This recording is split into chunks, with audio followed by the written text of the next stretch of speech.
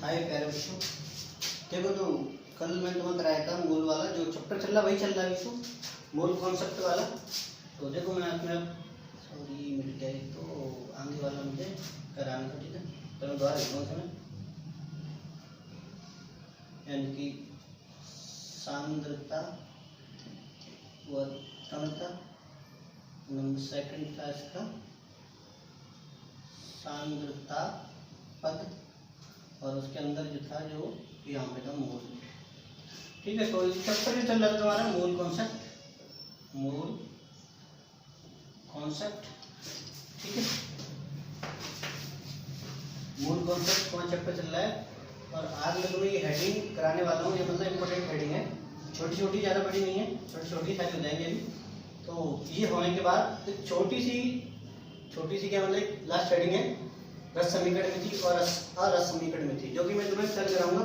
तो हो सकता है कि कोचिंग नहीं कराएं, ठीक है। तो देखो अभी फिलहाल ये समझ लो, सांद्रता और तन्यता, सांद्रता पद, मूल, मूलंश, मूललता, द्रव्यमान प्रतिशत, आयतन प्रतिशत और द्रव्यमान आयतन प्रतिशत, ठीक है।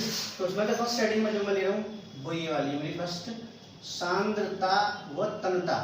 देखो सांद्रता का मतलब होता है गाढ़ापन और तन्यता का मतलब होता है पतलापन, यानी कि कोई भी विलयन जितना भी तनु होगा उसे बोलेंगे वो पतला है, यानी उसमें पानी की मात्रा अधिक मिलेगी। और गाढ़ा है तो हम पदार्थ की मात्रा ज्यादा मिलेगी, पानी की मात्रा कम मिलेगी, इसलिए वो गाढ़ा होता है, ठीक है। तो इन्हें पढ़ने की जरूरत क्या है, जरूरत ये है, देखो ज्यादातर अपक्रियाएं हमारी लिक्विड भूमि होती है, यानी कि बिलियन के रूप में ही होती हैं। तो उसमें ये पता तो होना चाहिए उसमें कितनी सांद्रता है, कितना गाढ़ा है, कितना पतला है, तो इसलिए वो यहाँ पे हमें पढ़नी पड़ती है। फर्स्ट जो उसमें है वो तुम्हारा सांद्रता और तन्यता। तो सांद्रता का मतलब क्या होता है, गाढ़ापन। सांद्रता का होता है गाढ़ापन, यानी कि जितना गाढ़ा होगा उसकी सांद्रता उतनी ज्यादा होगी। और तन्यता का मतलब होता है पतलापन। इसमें पानी की मात्रा कम होती है, पानी कम होता है और इसमें अधिक होता है, पानी अधिक होता है। आई थिंक समझ में आ गया होगा, ज्यादा बड़ी बात नहीं है। इसमें पानी ज्यादा है उसे तन्यता बोलेंगे, और सांद्रता है उसमें पानी की मात्रा कम होती है। आई थिंक समझ में आ गया होगा। नेक्स्ट अगले पॉइंट ये है सांद्रता पद। अब सांद्रता पद क्या है, देखो तुम्हें मैंने बताया था कि किसी भी चीज को मापने के लिए कुछ जरूरत पड़ती है, जैसे कि लंबाई है, लंबाई को नापेंगे मीटर में, द्रव्यमान को नापेंगे किलोग्राम में। तो ऐसे ही जो सांद्रता है उसे नापने के लिए कुछ पद की जरूरत पड़ती है, जैसे बोलते हैं मूल, मूलंश, मूलता, मूललता। तो यहाँ फर्स्ट जो मैं ले रहा हूँ वो है तुम्हारा मूल। मूल को इस वाले हम सेलेक्ट करते हैं। तो इसकी परिभाषा देखो, इसकी परिभाषा बहुत सारी है। तो फिलहाल यहाँ जो मैं समझना है वो समझ लो, पहले फिलहाल जो समझा रहा हूँ वो समझ लो। ग्राम में भार व अणुभार के अनुपात को मूल कहते हैं। मूल कहते हैं, इसका फॉर्मूला होता है m बराबर, चीजें देख लो पहले, बात नहीं है। मूल बराबर ग्राम में भार बटे अणुभार, ठीक है। तो इसे मैं ऐसे भी लिख सकते हैं, m बराबर W/mm। और कभी कभी तुम्हें ये ऐसा भी लिखा मिल जाएगा m। तो याद रहे कि m मतलब मूलक मास, यानी कि अणुभार, और इसे m से रख कर देते हैं तो इसे भी हम मूलक द्रव्यमान कहते हैं, ठीक है। तो ये इसकी पहली परिभाषा है, ओके। तो देखो अब तुम्हें छोटा सा एग्जाम्पल करा देता हूँ। मान लो तुमसे बोल दिया उसमें किसी ने मतलब कि 46 ग्राम सोडियम में कितने मोल होंगे,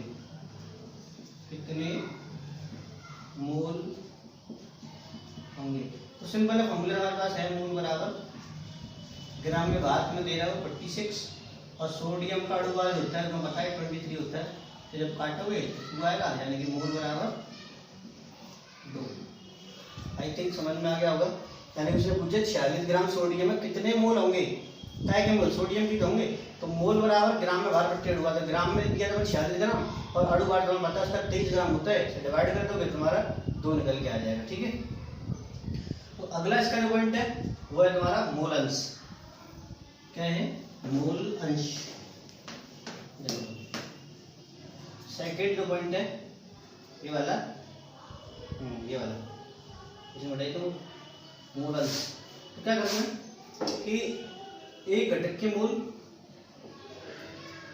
ऐसे कर लो, बिलियन के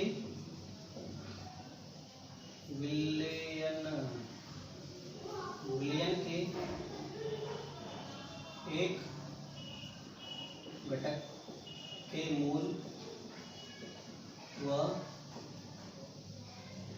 सभी घटक के मोलों के अनुपात को मोल अंश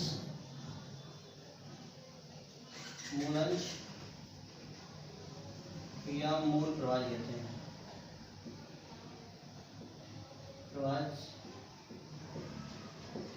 एक बात समझो पहले, इसका पहले फॉर्मूला लिखना, तो बात समझाता हूँ। ठीक है, पहले लिख लो। पहले इसका फॉर्मूला है, इसे काई थोड़ा सा बनाते हैं, ये थोड़ा टेढ़ी हो रही है,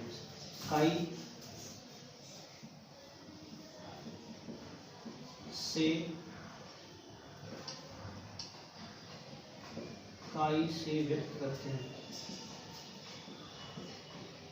ठीक है, काई से व्यक्त करते हैं।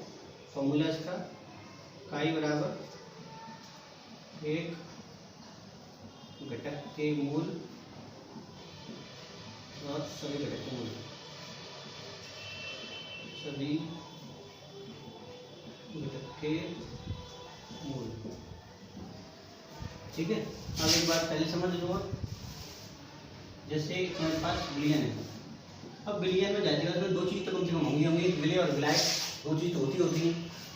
तो मान लो जैसे तुम विलय है और विलय को मान लो प्रेजेंट में ए मान लो, वो तुम्हारी इतनी मर्जी, तुम कुछ भी मान सकते हो, ए बी सी जो तुम मानना मान सकते हो, लेकिन फिलहाल में ए मान लो इनको विलय को। इसमें 2 चीज़ हैं, ए और बी। ए मतलब विलय और बी मतलब विलायक। ठीक है, अगर मुझे मान लो कि ए के मोल प्रवाह निकालने हैं, मोल अंश निकालने हैं।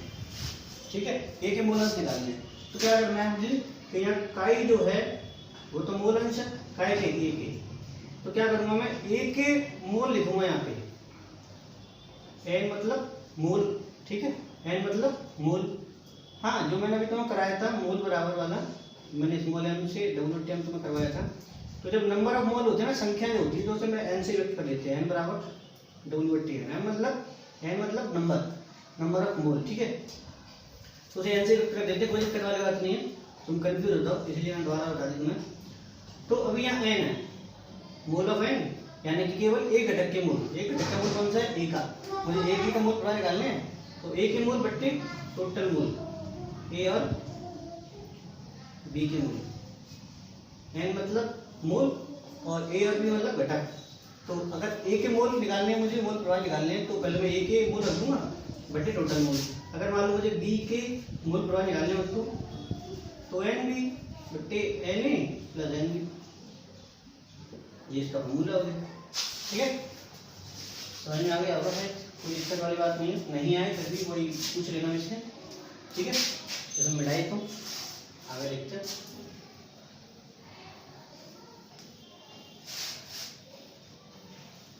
देखो, मैं एक सवाल करवा देता हूँ। जैसे क्वेश्चन है, क्वेश्चन नंबर फर्स्ट क्लियर है कि 46 ग्राम एल्कोहल, 46 ग्राम एल्कोहल को 72 ग्राम जल H2O में मिलाया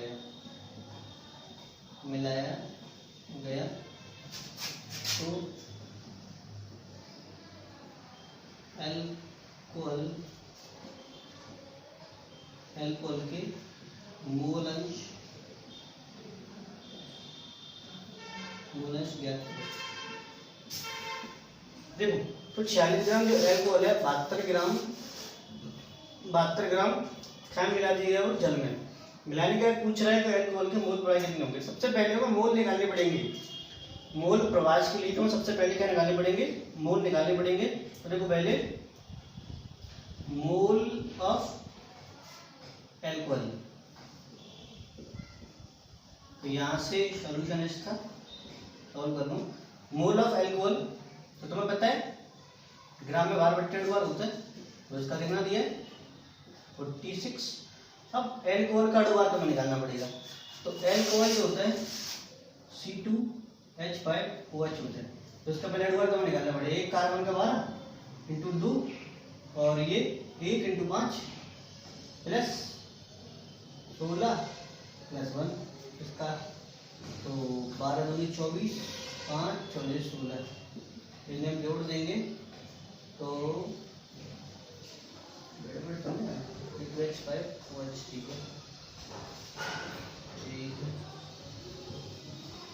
12 दूनी 24 5 16 17 हो गए। ये वाला एक भी है ठीक है। तो क्या करना है देखो 5 10 15 और 1 16 बची 1 2 2 4 यानी कि 46 ग्राम। इसका जो अणुभार निकल के आ रहा है वो भी 46 ही आ रहा है, तो इसलिए करने बट्टा 46, तो 40 से 40 कट क्या आ गया 1 मोल। एल्कोहल के 1 मोल निकल के आ चुके हैं यहाँ पे। अब तुम्हें क्या निकालना है, जल के मोल को हमें 2 चीज तो बोलेंगे, एक एल्कोहल और दूसरा जल है। तो एल्कोहल ऑफ H2O तो WTM H2O का डब्ल्यू कितना दिया 72 और जो जल का M है वो कितना होता है H2O, तो तुम्हें निकालना पड़ेगा। तो यहाँ से H 1 है इंटू 2H प्लस 16, H का 1 होता है 2H है तो 2 इंटू 2 कर दिया मैंने 16 O का होता है तो 2 प्लस 16 यानी कि 18 मैंने यहाँ लिख दिया 18 चौक 72 2 बार ये कट गया ठीक है। अब यहाँ तक क्या निकल के आएगा मेरे मोल निकल के आ चुके हैं। निकालना क्या है मुझे मोल अंश यानी कि मोल अंश काय के एल्कोहल के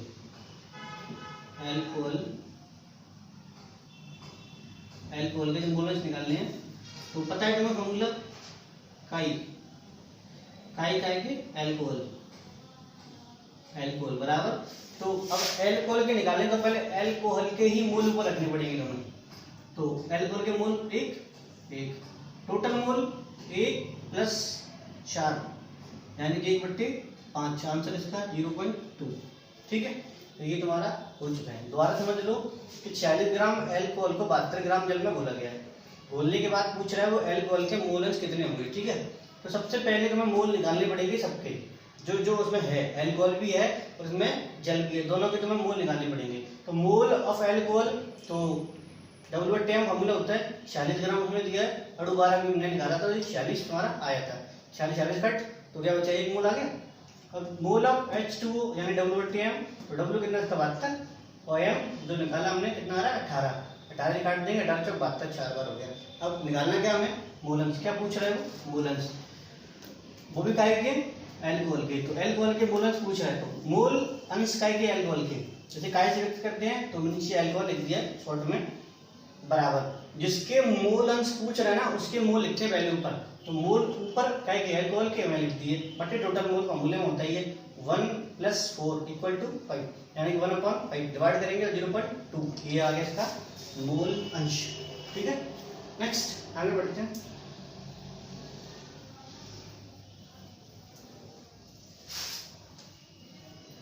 अगली जो हेडिंग है वह तुम्हारी मोलरता। कौन सी है मोलरता। तो देखो इसकी परिभाषा 1 लीटर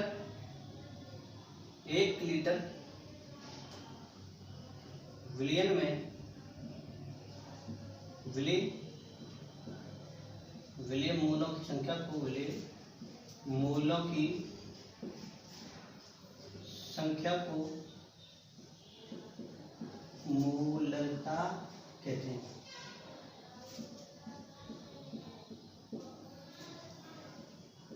इसे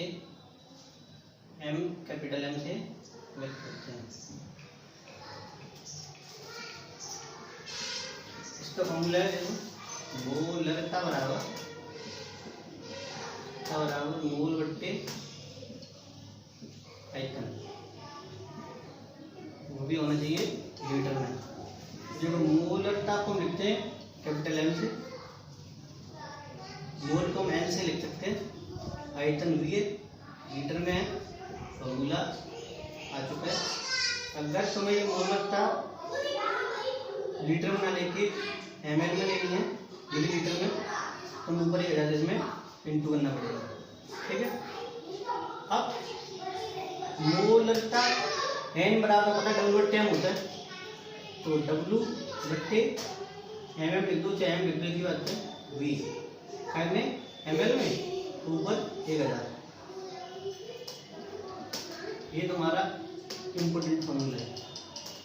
अगर यहाँ पे अगर लीटर होना चाहिए, तुम चाहते हो कि लीटर ही हो, तो फिर ऊपर 1000 हटा देना, तो लीटर में बन जाएगा, ठीक है। क्योंकि 1 लीटर में 1000 ml होते हैं, इस वजह से मुझे 1000 को यहाँ पे इंटू करना पड़ेगा, ठीक है। हालांकि डिवाइड करने के ऊपर पहुंचता है तो वो इंटू हो जाता है, ठीक है। तो ये फॉर्मूला है, इम्पोर्टेंट है, याद रखना, सवाल में करवा देंगे। फिलहाल सारी परवाह से पहले कवर अप कर लेते हैं, उसके बाद मैं सवाल करवा दूंगा। तो ये इम्पोर्टेंट है, ठीक है। नेक्स्ट कौन सा है, ये मोलरता, यानी कि एक किलोग्राम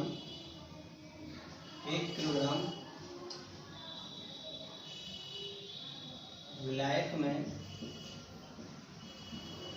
विले मोलों की संख्या को मोलरता कहते हैं। इसे स्मॉल एम से व्यक्त करते हैं, ठीक है। इसे स्मॉल एम से व्यक्त करते हैं। फॉर्मूला मोलरता बराबर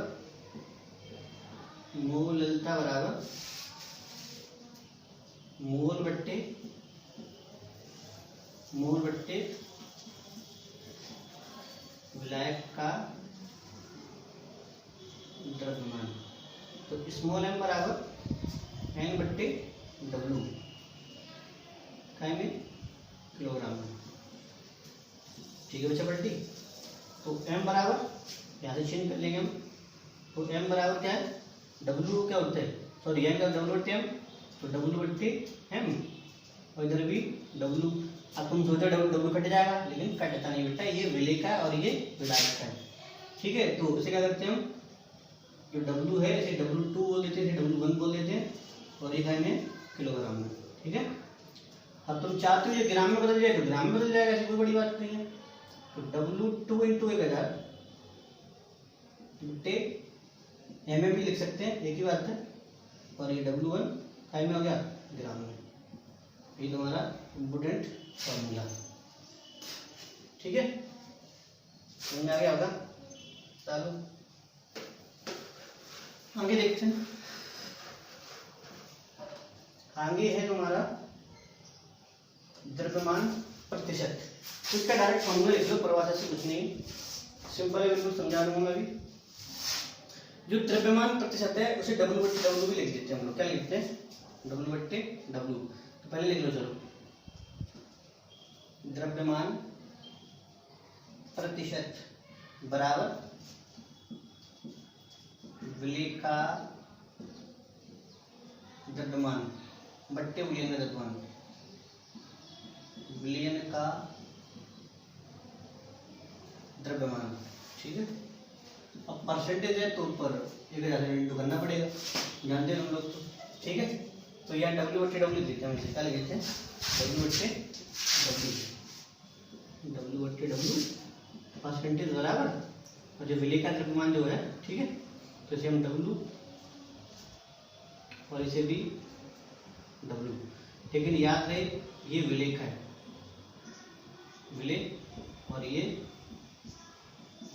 विलायक का है, ठीक है। तो इसे W2 दे दो, चाहो तो इसे W1 दे दो, हम एक ही बात, और इंटू 1000 तो और ये इंटू 100 तो करना पड़ेगा। तो ये हो गया तुम्हारा क्या है फॉर्मूला, द्रव्यमान प्रतिशतता। इसे नोट डाउन करो। और उसके बाद क्या है आयतन प्रतिशत। तो यहाँ केवल आयतन कर लेना अपना भी, आयतन उसका तो फॉर्मूला बनाना है, तो केवल इतना चेंज करना है, कुछ नहीं करना है बिल्कुल। द्रव्यमान की जगह पे आयतन और यहाँ पे भी आयतन, ठीक है। और यहाँ पे V2 और यहाँ पे V1 तो यहाँ पे V/V। ये होगा तुम्हारा आयतन प्रतिशत का फॉर्मूला, ये वाला था। और उसके बाद तुम्हें कराना है द्रव्यमान आयतन प्रतिशत। तो आई थिंक नोट डाउन कर दिया होगा, मिटा देता हूँ मैं। देखो चलो, तो द्रव्यमान आयतन प्रतिशत बराबर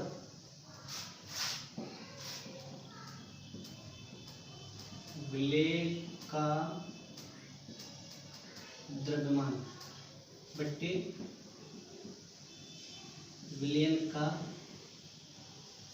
आयतन। फॉर्मूला होता है W/V%। तो ठीक है, तो यहाँ W और यहाँ V और यहाँ पे 100 तो यहाँ भी लगाना पड़ेगा हमें। तो ये तुम्हारा हो गया। V तुम्हें पता है विलयन का आयतन होता है, और W क्या होता है विलेय का द्रव्यमान। आई होप समझ में आ गया होगा, ठीक है। तो आज के सारे पॉइंट तुम्हारे कवर हो चुके हैं। बच्चे इसके न्यूमेरिकल अपनी बुक में न्यूमेरिकल करके देख लेना, नहीं आए तो पूछ लेना, बाकी का वैसे मैं कल करवा दूंगा तुम्हारा न्यूमेरिकल। तो आज के लिए इतना काफ़ी है। Bye bye.